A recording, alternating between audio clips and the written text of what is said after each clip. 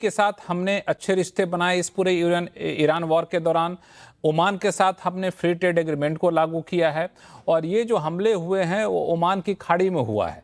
ये अपने आप में इंपॉर्टेंट पॉइंट है। दूसरा, मैं अगर नियम की बात करूं तो यूएन चार्टर्ड में साफ तौर से लिखा गया आर्टिकल 2/4 में कि किसी भी विदेशी जहाज पर आप हमला नहीं कर सकते जब तक कि आपको आत्मरक्षा की जरूरत ना हो, जब तक कि यूएन सिक्योरिटी काउंसिल से आपको इसकी मंजूरी ना हो। तो इन सारे नियमों की धज्जियां उड़ा करके आप ना सिर्फ ईरान पर हमला करते हैं बल्कि विदेशी जहाज पर हमला करते हैं। और जैसा कि कह रहे थे एम्बेसडर साहब कि अब जो है सो अपनी जो ऑटोनॉमी बनाने की बात है उस पर हमें बहुत सख्त रुख अपनाना पड़ेगा। यहाँ पे नरेश कौशिक साहब, आपका कमेंट चाहूंगा इस पूरे मुद्दे पे, फिर मैं जाऊंगा हमारे सर रविंद्र सचदेव साहब के पास।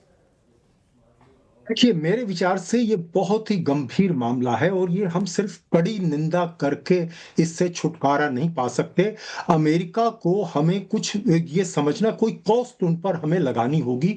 जैसे हम कोई उनका डिफेंस एग्रीमेंट या कोई एग्रीमेंट हम सस्पेंड कर दें, किसी तरह का कोऑपरेशन हम सस्पेंड कर, किसी तरह का अमेरिका को ये जताना होगा कि भारत इस हमले को, इस अपने 3 लोगों की जान को इतना आसानी से नहीं भुलाने वाला।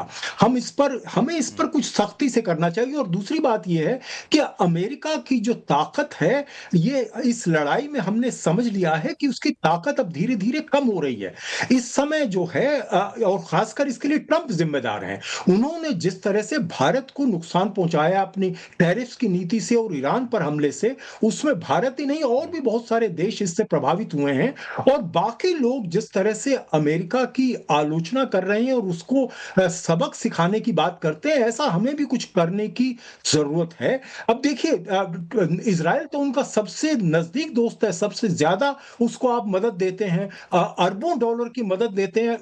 नेतन्याहू तो उनकी बात को टाल देते हैं, डिफाई करते हैं। तो भारत को भी कभी ना कभी तो आगे बढ़कर इस तरह से अमेरिका के सामने करना होगा ना। ईरान पर आप कितनी बातें करते हैं, ईरान तो आपको झुकाए हुए है। मतलब इस समय हालत यह है कि आप जो बार बार जो ये कह रहे हैं कि हम ईरान पर अब ये करने वाले हैं, ये करने वाले हैं, आप करते नहीं हैं। तो इससे पता चल रहा है कि आप अंदर से डरे हुए हैं ईरान से।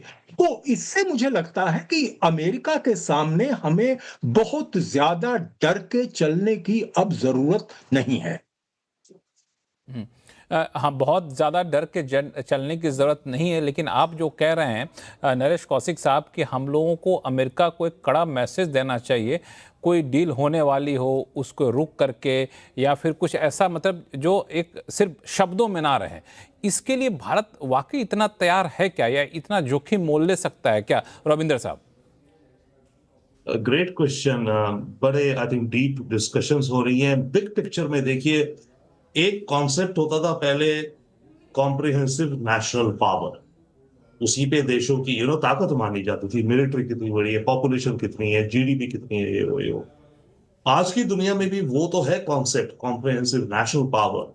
बट मेरे विचार से आज की जो नई दुनिया बन रही है, इसमें इसको हमें रीडिफाइन करना है और उस हिसाब से हमें अपने भारत की ताकत बढ़ानी है। और आज की दुनिया में है कॉम्प्रिहेंसिव नोडल पावर। आप एक मैट्रिक्स में हैं इस समय, मल्टीपल लोग सब आपस में कनेक्टेड हैं। इस मैट्रिक्स में हम भारत खुद देश के अंदर कितना करते हैं, क्या कर सकते हैं, और बाकी किन देशों के साथ हमारा नोड कनेक्शंस हैं, नोडल कनेक्शंस हैं, और कितने स्ट्रांग हैं। जैसे सप्लाई चेन्स की बात हो रही, जैसे अभी अरब एमिरेट्स की बात हो रही थी, यूएई, इंडिया। तो हमें दोनों फ्रंट्स पे कॉम्प्रिहेंसिवली काम करना पड़ेगा to build India's comprehensive nodal power. Israel की क्या नेशनल पावर, क्या इजराइल कॉम्प्रिहेंसिव, क्या कितनी मिलिट्री और कितनी जीडीपी है, कुछ नहीं है। इजराइल की जो है इस कॉम्प्रिहेंसिव नोडल पावर, बिकॉज वो कनेक्टेड है with America. Okay, and America is their complete partner there. So that's there. Secondly, I think हमें रियलिस्टिक भी होना पड़ेगा। Yes, we want a lot of things. America हमारे साथ आज की तारीख में जो डील कर रहा है, व्यवहार कर रहा है, वो इसलिए कर रहा है क्योंकि वो समझता है कि भारत एक लाइट वेट सॉफ्ट पावर है।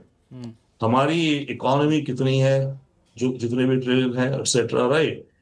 हमारी जो भी कैपेबिलिटीज हैं, इन सब चीजों को एस्टिमेट करके अमेरिका आज की तारीख में इंडिया को एक लाइट वेट समझता है।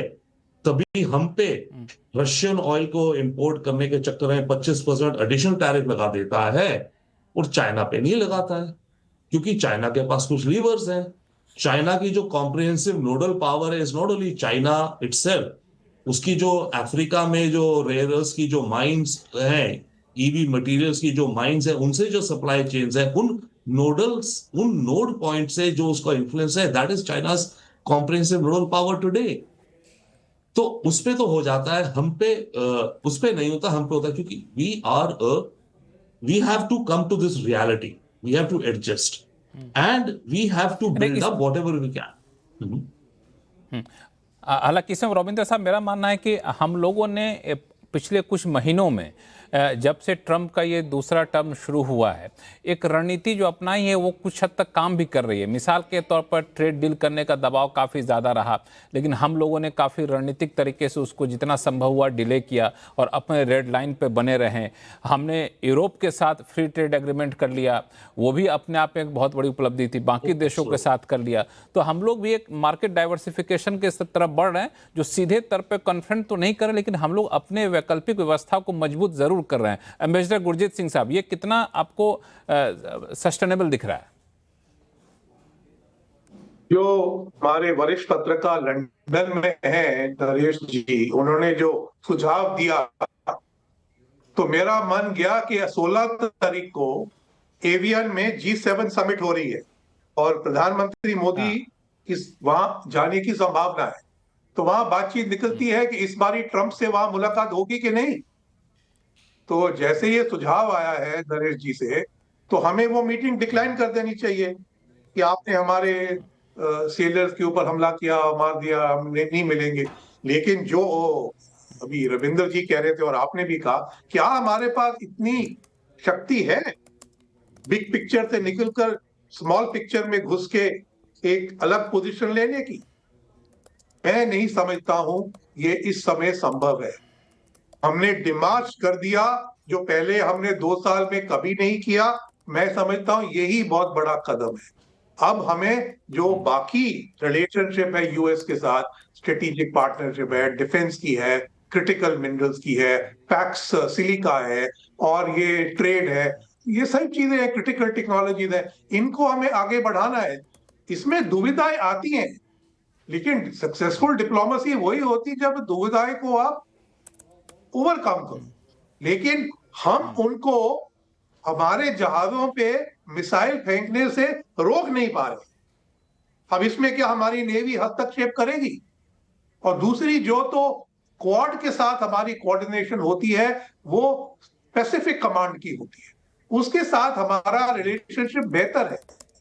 ये सेंट्रल कमांड के साथ लगता है कि हमारा रिलेशनशिप कम्युनिकेशन इतना हाई नहीं है। वो क्वाड नहीं देख रहा है, वो अरेबियन सी और गल्फ को ही देख रहा है। उसमें उसकी नीतियां हमसे अलग है और हमको हानि पहुंचा रही है। इसका हमें थोड़ा संभल के आगे चलना पड़ेगा। कब तक हम चुप बैठेंगे वो तो हमने दिखा दिया, हम चुप नहीं है, हम बोल दिए, लेकिन अब आगे क्या करेंगे ये देखना पड़ेगा। बिल्कुल, काफ़ी आपने अच्छा पॉइंट उठाया कि हम चुप नहीं बैठेंगे, ये तो हमने दिखा दिया। हालांकि इसमें एक चीज़ फैक्ट एक सामने रख दूं ताकि हम लोग को विश्लेषण करने में ज़्यादा अच्छा रहेगा। वो ये कि जो तीनों जहाज़ थे उसमें इंडियन फ्लैग वाले कोई शिप नहीं थे।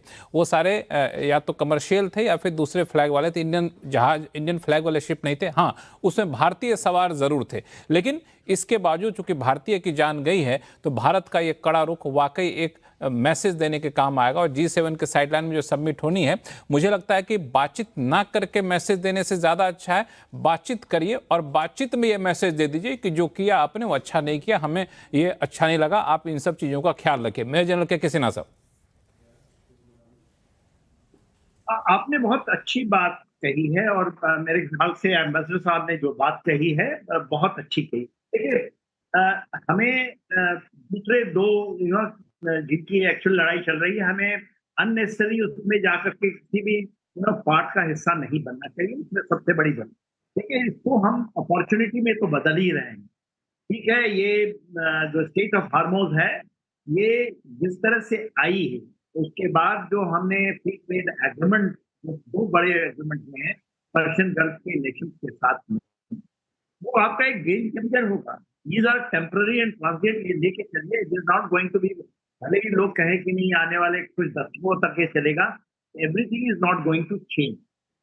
देखिए, दूसरी जो बड़ी बात जो आपने सुझाव दिया, वो भी मैं मानता हूं कि वो सेंसिबल होगा। भारत ने डिफेंस किया है अमेरिका में। 1971 में उनके 7th फ्लीट आए थे, हमने उसका डिफेंस किया था, उसके बाद भी हमने बांग्लादेश बना दिया। तो देखिए, उस समय आप सोचिए कितने साल पहले की बात, 50 साल पहले जब इंडिया कर सकता है, तो आज भी कर सकता है। मगर यदि हम आज करते हैं, हमारी स्ट्रेटेजिक पार्टनरशिप है, हमारी बहुत सारी चीज, उनको भी हमारे से लेना है, हमको भी उनसे देना है। और ये बहुत इंपॉर्टेंट है कि स्पाइट ऑफ आपका 50% टैरिफ लगने के बाद भी, और देखिए अमेरिका के अंदर एक बड़ा फीलिंग है, जो उन्होंने गलती 1971 और 74 पास में किया था चाइना के संदर्भ में, वो भारत के साथ नहीं करना चाहता। ये ओपन एंड क्लियर है। वो कहते हैं कि देखिए, वो चाइना जिनको ये कर रहा है, उनका ये मानना था कि चाइना कहीं होगा और it will be a different all together and they will remain एक यूनिक पोलैरिटी में, वो उसको चैलेंज कर रहा है। आज वो भारत को ओपनली कह रहे हैं। यदि आप उनके जाएंगे, मैं एक लेक्चर में था UCLA के अंदर में, ये सवाल मेरे से पूछा गया लॉस एंजलिस में, ये सवाल पूछा था लोगों ने और काफी सीरियस सवाल था। तो ये मैं मानता हूं कि आज के दिन में जो आप लोग सजेस्ट कर रहे हैं एम्बेसडर साहब सारे, वो एक सही तरीका है। सबसे पहली बात देखिए, ये शैडो फ्लीट का हिस्सा है, जो शिप है, उसको माने या ना माने, भारतीय जो वहां जाते हैं वो भारत सरकार से परमिशन लेके नहीं जाते, भारतीय हैं, उनका रक्षा करना हमारी जरूरत है। और ये डिक्लेयर्ड है, जो शिपें आई हैं जिनकी फ्लैगें लगी हैं, पहले तो वो कहते थे, अभी शायद उसका क्लियरिटी आ गया, सेंट्रल कमांड ने दिया है क्लियरिटी, वो आई है क्लियरिटी। और मगर हम इसको हल्के में तो नहीं ले रहे हैं, हमने डिमार्च दे दिया। कभी अमेरिका के अंदर में आप बताइए, सरगेई ये है नहीं यहाँ पर, अदरवाइज उनके एम्बेसडर को ये बुला करके ये बात बताया जाता। और मेरे ख्याल से ये बात को वेरी सीरियसली रखना होगा। इंडियन ओशन रीजन के अंदर हमारी एक अपनी पकड़ है, और वो पकड़ थोड़ी सी कम हो रही है, यह मैं ऐसा मानता हूं। हमारे नेवी को एक्सर्ट करना पड़ेगा। एक्सर्ट ये नहीं कहना कि वो उन्होंने मैरिटाइम ब्लॉकेड लगाया तो हम उसको ब्लॉकेड को तोड़े, ऐसा नहीं है। हम 6 शिपें लगी हैं जो कि इनबाउंड या आउटबाउंड है, जो स्ट्रेट ऑफ हॉर्मुज में, उसको हम देते हैं, स्पॉट कर रहे हैं। और हम इसको कैसे स्पॉट करेंगे? यदि फ्लीट का वो कह रहे हैं, शैडो फ्लीट का ये हिस्सा है, वो उनको उन्होंने कर रखा है, इसको हम तो कर नहीं पाएंगे ऐसा शायद। तो इसलिए जरूरत है कि हम थोड़ा और बहुत हमारे एग्रेसिव होने की जरूरत है। वी हैव टू अगेन, हमारी मैन्यूवरिंग की जरूरत है। Our navy the fleet must manoeuvre in this area. यदि उन्होंने वहां ब्लॉकेट लगाया है तो in the Gulf of Oman we should keep our, जबकि हमने किया हुआ है 6, but I think there is a requirement of much more, because very soon, यदि ये लंबा चलता है तो आप लेके चलिए। बहुत सारे जो देश हैं, जो कॉम्प्रिहेंसिव ग्लोबल पावर की बात हो रही है, they have to do it। Donald Trump आज कह रहे थे कि जो वहां की इकोनॉमी खराब हो रही है वर्ष में, he said I'm enjoying। वो कह रहे हैं कि जो आपका दाम बढ़ रहा है, एनर्जी का दाम, he says I'm enjoying।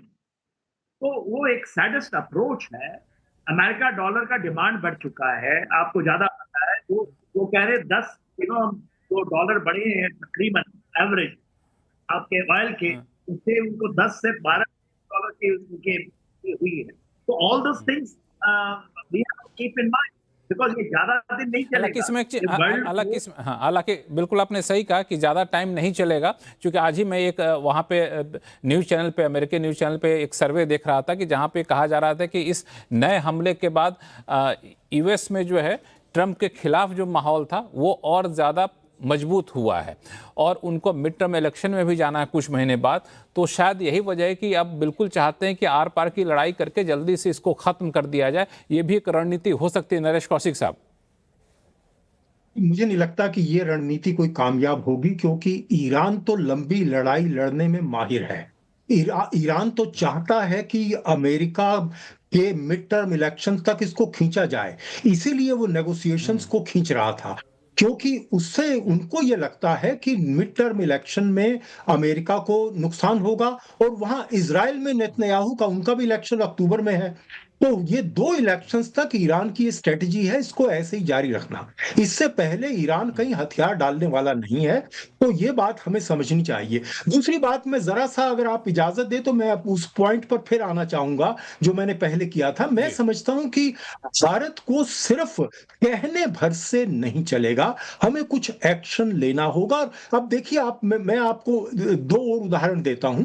एक तो कनाडा का। कनाडा की अर्थव्यवस्था तो अमेरिका पर, भारत से कहीं ज्यादा निर्भर है, लेकिन उन्होंने जिस तरह से कदम उठाया, जैसे वो चीन से के साथ उन्होंने अचानक चले गए, इसी तरह से प्रधानमंत्री मोदी जो पिछले साल जो वहां के चाइना की उस एनिवर्सरी में जो गए थे, उससे सीधे सीधे ट्रंप को मैसेज मिला था, और उसके बाद उनका रुख थोड़ा थोड़ा बदला था। मुझे लगता है कि मैसेजिंग की जरूरत होती है, चाहे आप कोई समझौता निलंबित करें या ना करें, लेकिन कहीं ना कहीं आपको सख्त कदम उठाना होगा। और मैं समझता हूं कि ये जो संकेत है, G7 में जाने से भारत का कोई बहुत ज्यादा फायदा होने वाला नहीं है, लेकिन अगर मोदी जी वहां नहीं जाते तो ये एक अच्छा संकेत मिलेगा, और भारत के अंदर भी इसको लेकर एक माहौल सकारात्मक बनेगा कि भारत जो है अमेरिका की धमकी में आने वाला नहीं है। और ये बहुत जरूरी है इस तरह का मैसेज देश में भी देना और विदेश में भी देना। तो मैं ये समझता हूं कि इस बात पर हमें जरूर विचार करना चाहिए कि खाली अमेरिका को कहने भर से नहीं होगा, हमें कुछ करके दिखाना होगा।